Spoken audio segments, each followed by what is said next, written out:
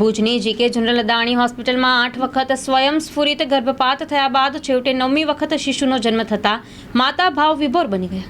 જીકેના બાળ રોગ નિષ્ણાંત ડોક્ટર સંદીપ ટીલવાણીએ કહ્યું કે બાળકનો જન્મ જીકેમાં થયો હતો, પરંતુ અગાઉ 8 કસુવાવડ પછી બાળક તો જન્મ્યું, પણ અધૂરા મહિને અને તેનું વજન માત્ર 1 કિલો જ હતું. એટલે બાળકને સારવાર માટે બાળરોગ વિભાગને સુપરત કરાયું હતું. 30 વર્ષના જમીલાબેનને અધૂરા માસે દુખાવો શરૂ થયો અને બેબી જન્મી ત્યારે શિશુને શ્વાસમાં તકલીફ પડી રહી હતી. તેથી વેન્ટિલેટર ઉપર રાખીને ફેફસાને મજબૂત કરવા મોંઘા ભાવના વિનામૂલ્યે સર્ફેક્ટન્ટ ઇન્જેક્શન આપી શ્વાસની તકલીફ દૂર કરાઈ. સાથે બાળકનું વજન વધારવા ખોરાક પણ જરૂરી હતું. તે દરમિયાન 3 વખત લોહી પણ ચડાવવું પડ્યું હતું. વજન વધારવા ટ્યુબ દ્વારા ખોરાક આપવા પછી ક્રમશઃ 47 દિવસે વાટકી ચમચીથી બરોબર દૂધ લેતું થયું. ત્યાર પછી હોસ્પિટલમાં રાખી સંતોષકારક વજન વધ્યા પછી જ ઘરે લઈ જવા પરવાનગી આપવામાં આવી હતી. આ સારવારમાં ડોક્ટર યશવી દાતાણી અને ડોક્ટર લાવણ્યા સહિત NICUની ટીમનું યોગદાન રહ્યું હતું.